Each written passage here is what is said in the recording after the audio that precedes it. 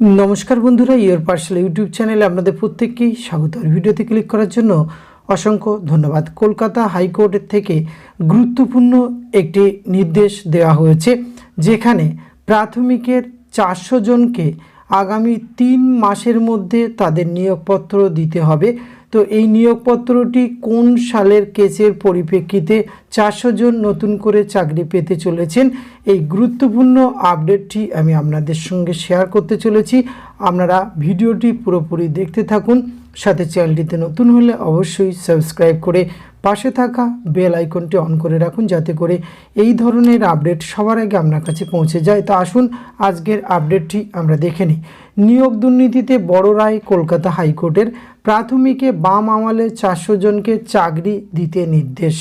নিয়োগ দুর্নীতি নিয়ে বড় রায় দিল কলকাতা হাইকোর্ট। বামফ্রন্ট আমলে প্রাথমিকে নিয়োগ প্রক্রিয়ায় প্রায় 400 জনকে 3 মাসের মধ্যে নিয়োগ করতে হবে। রাজ্য সরকারকে এই নির্দেশ দিয়েছে কলকাতা হাইকোর্ট।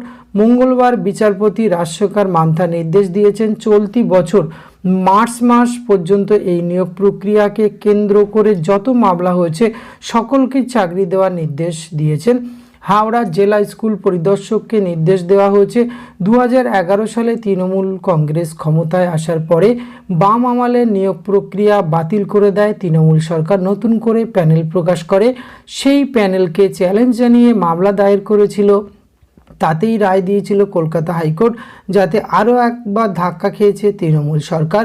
2009 সালে প্রাথমিকে 1826 জন শিক্ষক নিয়োগের বিজ্ঞপ্তি দিয়েছিল তৎকালীন বাম সরকার।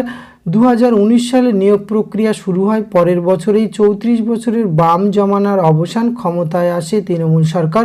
নতুন সরকার বাম আমলের নিয়োগ প্রক্রিয়া বাতিল করে দেয়, নতুন প্যানেল প্রকাশ করা হয়। তারপরে এই প্যানেলকে চ্যালেঞ্জ জানিয়ে কলকাতা হাইকোর্টে মামলা দায়ের করে চাকরি প্রার্থীরা। এই মামলায় সুপ্রিম কোর্টেও গিয়েছিল, রাজ্য সরকারের পক্ষে রায় ঘোষণা করেছিল সুপ্রিম কোর্ট। তবে আদালত জানিয়েছিল বাম আমলের আবেদনকারীদের নিয়োগ প্রক্রিয়ায় সুযোগ দিতে হবে, নতুন কোনো চাকরি প্রার্থী আবেদন করতে পারবে না। আদালতের নির্দেশের পর 2014 সালে আবার নিয়োগ প্রক্রিয়া শুরু হয়। 2015 সালে প্যানেলের মেয়াদ শেষ হবে।